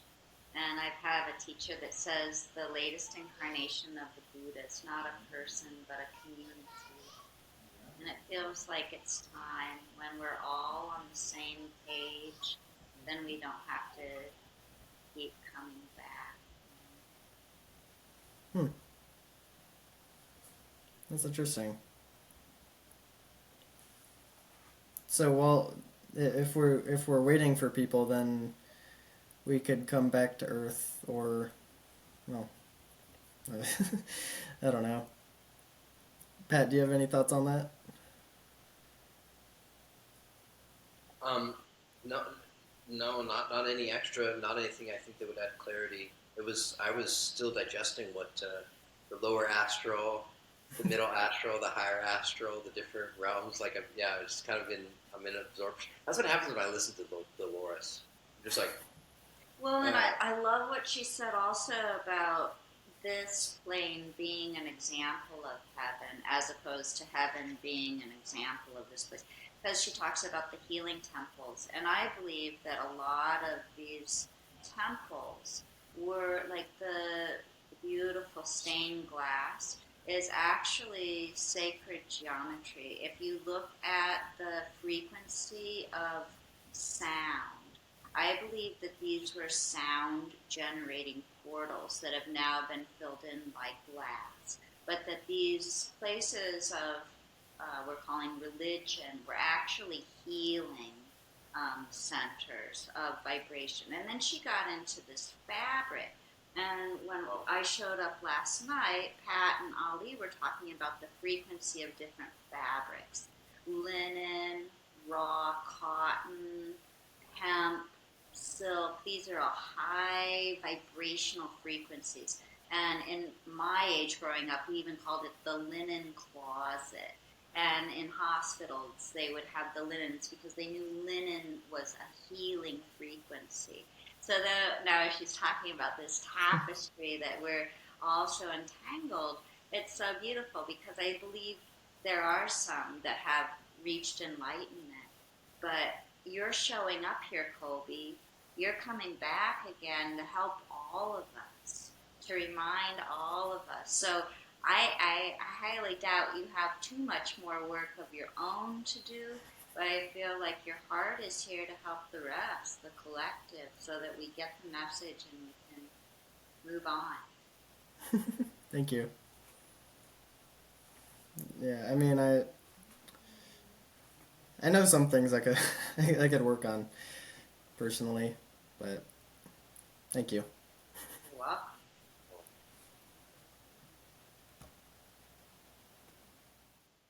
Go there, there's always a guardian. No, I don't go, I mean, I'm taking my person there, but I feel I've seen it enough that I know what it's like, and it's beautiful. There's a guardian of the library. So when you come in, well, I come with the person, and the first thing they want to know, oh, okay, it's you again. What do you want to know now? Because they know me. So that everything I've written about, my research, I ask them questions, I can have the information, because the library contains every information you could think of. This is how I got the information I wrote about Earth mysteries, about Atlantis, all these things, by going to the library. Because the library has everything that is, all the knowledge that has ever happened and all the knowledge that ever will be, that we cannot possibly imagine, is all in this library. So to me, it's a most favorite place. And if you want, you can see it as books. You can see it as energy. People have asked me about the Akashic records. They're there also. You can have access to them. But this is the way you want to obtain the information. You can do it by reading or by accessing the scrolls or however you want to get it. But there are other ways to do it also. And this is how I've got a lot of the things I've written about. Along the sides of the library are rooms. In these rooms, it's rather like going in Star Trek in the holodeck. You step into those rooms, and if there's something you want to know about, it appears around you. and you're right in the middle of it, and you can see it happening. And that's how we found out about the lower astral. We didn't want to go there. They just took us there and showed us these things. So when you're in the rooms, you can see anything you want and have all knowledge that you want. So you can see why I love this, because this is where I get the things I write about, is in the library. It's just so wonderful. So that's the library. And the other places are the schools. Now, they said in these schools, you also go to the level that you vibrate at, your frequency is at. You know, my idea of heaven, what they always talk about, floating around on a cloud, playing a harp, that'd be so boring. That's not for me. I'm always looking for information. My idea of heaven is the schools. Because in these schools, you can have all knowledge of anything you possibly want. Everything is possible to be learned over there. So I asked them, okay, if you can learn everything there is over there, why do you have to come back to Earth? Wouldn't that be easier? They said, no, because over there, it's like book reading versus hands-on experience. You can read about it, but you're not experiencing it. And they said you do. You can learn a lot, but it'll take much, much longer because you're not having the hands-on experience, the interaction with people.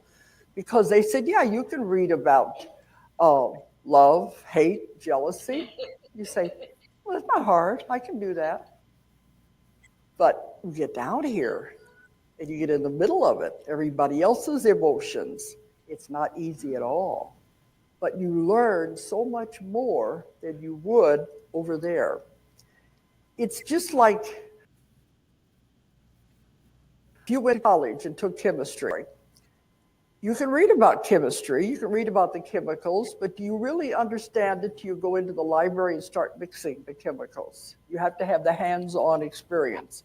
The same way with learning auto mechanics. You can read about how a motor works and how to tear it apart and put it together, but do you really understand till you go and start taking it apart and putting it together? That's the difference. So they said that's why we choose to come back, because we can learn faster, we can pay our karma back, and we can be finished much easier. So we choose to come back, and we make our contracts with these other people. Now, there is nobody sitting up there on a throne judging you and punishing you. People blame God for everything. Believe me, he is not doing this at all. You do it to yourself. You can't blame anybody but yourself. They say, I don't remember writing this script, but that's exactly what happens. You're the one who is writing this whole scenario. There's nobody up there who is judging you and punishing you. You see your life. You see what you have done. You see the people you have hurt. You make the contracts. You judge yourself. And there's no harsher judge than you yourself. You see, you're the one that are creating this because you know you have to pay these things back, and that's where karma comes in. So anyway, you make your contract, and you're ready to come back. Okay, you have your little package or your nice little plan. You come in and say, okay, I'm going to do all of this. I want to get it all done at one time. I want to finish. I don't want to have to come back and do it again. This earth is hell. They've told me that many times. Earth is hell because that's where people hurt each other. It's not what you think it is. So that's why they don't want to really come here, but they know they have to in order to get it all worked out. So you make your plan, and the guides and the guardians and the elders and the masters are working with you as you're trying to make your plan. And sometimes they will give you 2 or 3 different scenarios you look at. This is the lives you can pick. Which one do you want to do? You want to be a man? You want to be a woman? Do you want to be an Eskimo? You want to be an Indian? What do you want to do? And you pick your scenario of what you want to be. Sometimes you want to take on too much because they'll say, I want to get it all done at one time. And they say, it's not a very good idea. They can't tell you what to do. They can advise you, but they'll say, it's going to be really hard if you do it like that. He said, I don't care. I want to get it all done. It's like taking college and not leaving any time for extracurriculars. You just study all the time. You can't take it. It's too much. They said it doesn't matter if you get it all done at one time. You can always come back and do the rest. Do as much as you can, as good as you can. That's all you're expected to do. So they'll tell you, all right, if this is your decision, it's not going to be easy. We'll help you, but it's going to be hard. So you make the decision. You write the script. You pick the characters. You make all the agreements with them. I'm going to be your husband, wife, daughter. I'm going to meet you on a street corner sometime and we'll be friends from then on. You try to write the whole scenario. You come in with your nice little plan, all wrapped up like a Christmas present. The problem is, this is a planet of free will. So everybody else is coming in with their nice little plan. So it's all going to clash. So what they always say about best laid plans, I've had them go through the death experience and they'll say, what happened? I had it all figured out. Life happened. So it's not perfect, but that's what it's all about. We're learning. We're learning lessons. We're trying to get better at it. We want to get off of the wheel until we can be finished and return to God and never have to come back here again. That's the idea. So we come in with our plan anyway. And to make it even more complicated, you're coming in with your plan, but you can't remember. Not allowed. What are the rules? Over there, everything is so clear, so plain, makes so much sense. But you come in, the blinders come down. You forget everything. And I asked them, I said, wouldn't it be a lot easier if we knew why we were coming here? We remembered. If we knew our connection with all these other people, they said, no, it wouldn't be a test if you knew the answers. So you've got to come in totally blind to everything. And so they call it the blinders. And when you die, it's all taken off, and you say, oh, look at this, Then you're back with total knowledge again. But when you come in, it's all shut down. I've had them go through the birth experience, and they're saying, gotta remember. Then they're born, and they'll say, I don't remember anymore. One of the reasons why babies, they have to go for the first 2 years of their life learning how to crawl and to walk and to talk. Because they're forgetting everything if they remembered anything at all. You've got to learn how to be a human being. It's not easy. During the first 2 years of a baby's life, it's still going back and forth. That's why you sleep so much. The baby sleeps so much. It's still going back to the other side, getting last-minute instructions and last-minute advice from the council. And this is why older people, too, you notice when they're getting older and you think they're going to die, they start sleeping a lot. They're actually going back and forth and getting their instructions, and they know when they're going to go.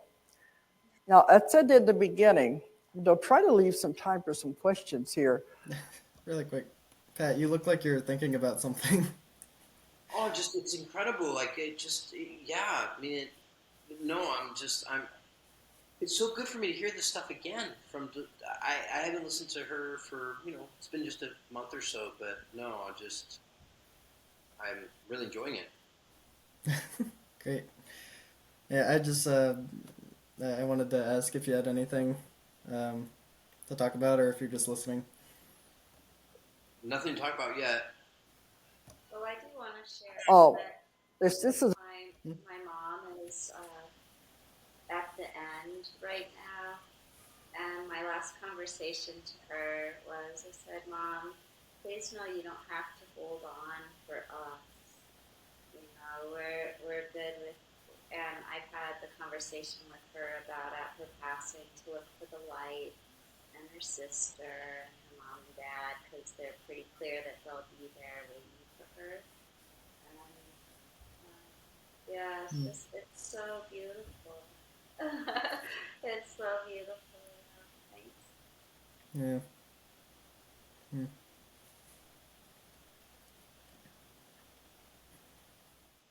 It's a big subject, and it's covered in, this is the book, it's called Between Death and Life.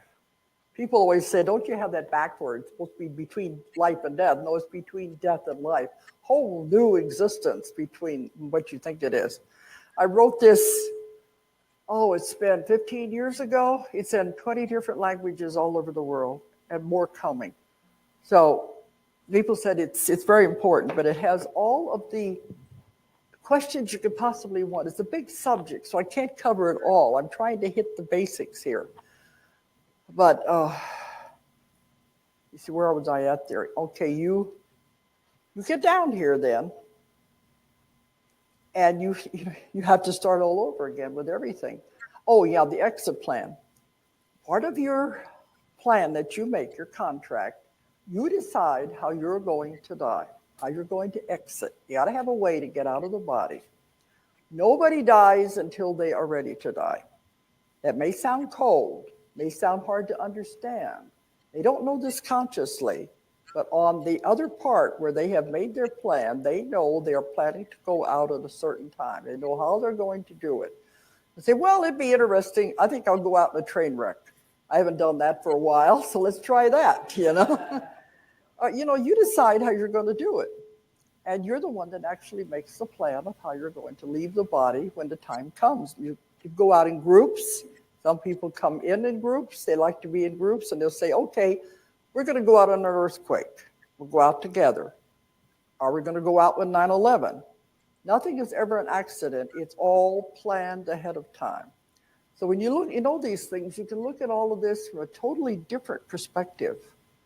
That it's more of a plan to everything than you realize. When you understand that, you can control your life, just like Ron was saying.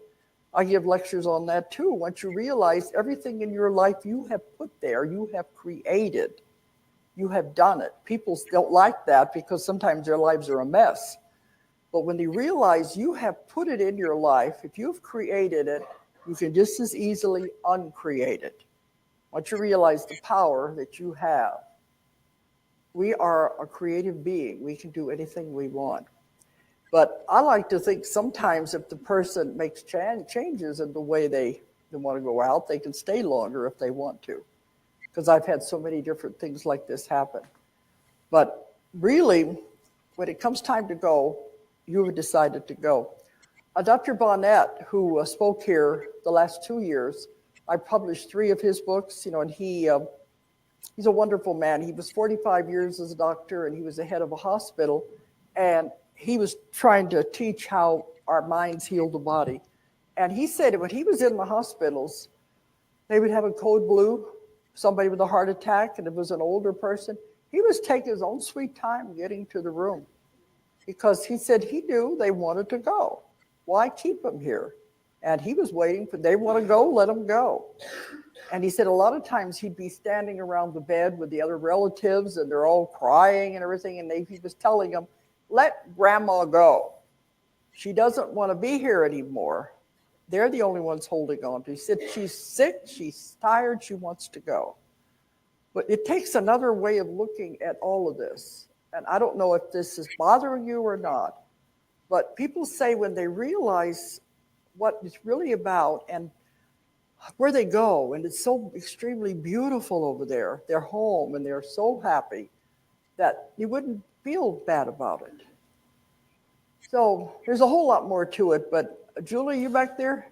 You want to get the microphone? And I've got time for some questions anyway. But there's a lot because I don't think there's any, some questions I wait because they're pretty serious. And so if I give a longer lecture, we try to cover a lot of these. So just cover as many questions as we can. I think that's about the end. Perfect. Yeah. Thank you guys for listening with me. That was very interesting. Sharing. Did you have any highlights, Colby? Anything that stood out for you from the talk?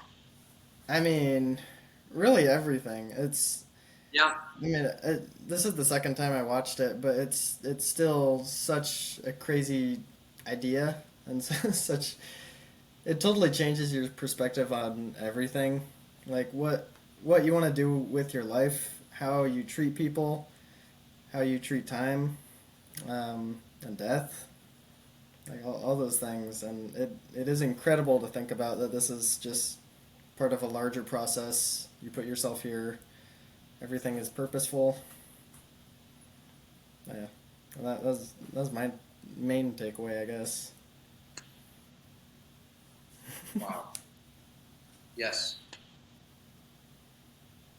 So I'm glad we could listen to that together. Do you have any main thoughts after that? Either of you?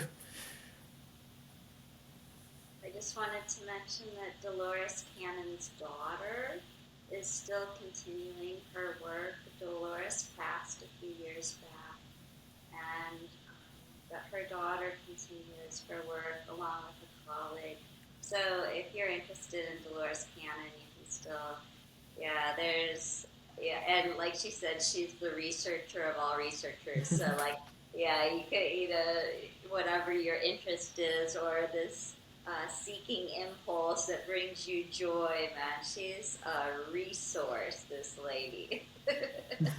Yeah, yeah. I think I will look into it more, um, and yeah, the daughter's work too, because this is very interesting, and it is hard to believe at first, but if it is true, it does make sense, or can make sense.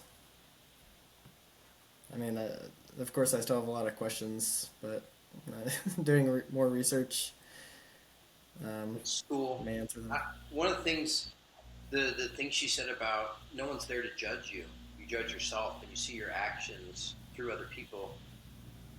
If we just lived life like that, that one change, that would change all humanity right there, right there. Just that reflection, like, okay, what would it be like if I experienced that, and now I'm that person experiencing me do that to them? And by the way, what are you doing when you do that? You're becoming more conscious. You're just raising your awareness up, and then having the ability to see, here's the action flowing through me, here's the action, how it's experienced through another, and this is the feedback loop. It's all that you're doing, but yet, if we just took the time to do that, even a little bit here and there, it would retrain and develop ourselves almost, again, very, very, very quickly, actually. Yeah, and she mentioned the incident of 9/11, and that's how some people chose to go. That also makes me wonder if that's how the terrorist chose to go as well, by flying the plane. Oh yeah, Because the whole group. If we believe in this, the whole group, the whole groups, agreed all to the that. groups, we're basically saying we choosing to die at this time. I mean, I have to tell you, like, I have some kind of because I do believe it's a chosen time. But from when I look at the dark cults and what they do to children and people, they're basically taking your life force. It maybe wasn't your time to go, but they're just going to take it all. Hmm. Like you're this battery that has all this energy and potential in it. And they're just like, okay, we're just going to take it. We're going to take everything we can. That's the Was it free really will. that being's time to go or not? I don't know. Yeah, that's true. I'm not sure what to think of that. But I hear what But you, I think it goes back to her talking about the karmic wheel, right? that's the Like, piece. because in another lifetime they were the abuser as opposed to the victim, something like this. I do believe it all is a contract, and we can opt out of the contract as we evolve. But yeah,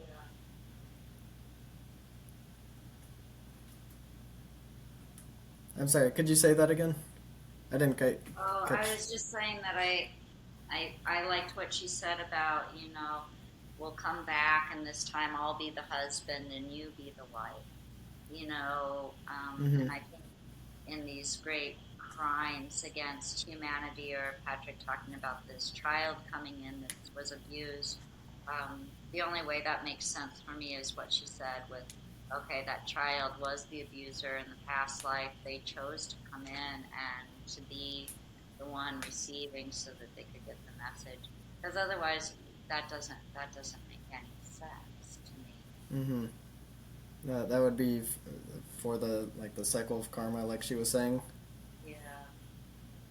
Mm. Yeah, that could be. Well, and even for myself, and these times when I get so angry at Patrick, what part of me chose to come into this life to be the abuser? Because, like, I really like it when I think about it. I don't have that in the program. Like, I didn't sign up to be this abuser. But what in this lifetime or in some other lifetime is making me act out this way for this lesson or this healing? Yeah, it's a great it's a great teaching, but I don't have the answers yet. I definitely had nothing to do with it. It's just being put on. Past life I did this, so now. Yeah. No, I. It's so neat to become conscious of these things. I'm amazed that you're listening to. This is our current age. Is you get to listen to Dolores Cannon. You get to listen to all of these things. Like you have access to the library that she's talking about through your own efforts right now, Mm. and you're really utilizing technology well when you choose to do it like this, as compared to using this library to go search the dark web or buy drugs or whatever shenanigans is going on. Like Yeah. choices. Can you imagine those are the choices we review ourselves with? Oh, you had this many days. This is what you spent your time with. And you're like, oh my god, you could have been doing this, this, and this, but you chose to do this. Oh. Yeah. And why wait until we pass to have those type of revelations? That's just stupid. Why not do it now? Why not hang out with your guardian angel now? Why wait until you die to do it? Hmm. It makes no sense. Yeah. Yeah. I mean, yeah. So there's, there's really nothing better than self-reflection. Mm. Is Yeah. this I a don't. good closing time? Yeah, I think so. We've hit the 2 hour mark. So I thought like that's over an hour and a half. yeah, we've been talking for a while, but yeah, this was very good. It was great talking with both of you and hearing your insights, and getting to talk with you again, Mary Pat, too. It's been a great pleasure. Oh, pleasure is mine. Thanks for letting me come in on your pact. Yes, yeah, we love to have guests, and thank you for being on as well. I appreciate your time. You're welcome. Yeah, I hope you could find this interesting too. Colby, thank you. Of course, I love doing this with you, Pat, and it's great to train the mind and open yourself up to new ideas like this, and just consider the possibilities, because I think it makes me a better person to understand things like this and philosophy. It's a great use of time, and yeah, it's I'm impressed with the variation of our three uh, podcasts so far. The first one, the opening, kind of just fumble, learn. The Yeah. second one with Sophia, which was long, and then now this one bringing in another guest, and then yeah, this has been extremely like creative, like variations of it. Brilliant. Yeah, it's a lot of fun. I am quite passionate about the podcast. Another thing too is I can't find a good platform for it yet. So I think what I'm gonna start doing is uploading to YouTube, because I think that'd be easier. So yeah, I'll probably create a new YouTube channel for these types of podcasts, if that's all right with you.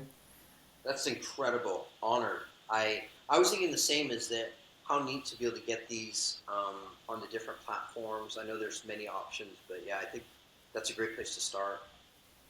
Hmm. Plus, then we can get the video element too, because that's a huge part of the podcast, is being able to see see each other and our reactions to things. So yeah, I'm very much looking forward to future podcasts, and I don't think we have much of an audience yet, but yeah, it's a lot of fun to do these. But these are mostly for us, and if it does at some point take off, then people will watch some of the older ones and be like, "Wow, you guys were, yeah, you've changed. It's upgraded." Yeah, definitely. Yeah, I agree though that these podcasts are mainly for us to get to talk to each other, and I learn a lot through these podcasts, and getting to learn a lot about you too is very very nice. So yeah, this is just mainly a way to record our conversations and our interactions, what we think about. But if anyone wants to listen to it, they can. That's what I love about these. So well said. Thanks. So we can end it here, unless there's any last minute thoughts.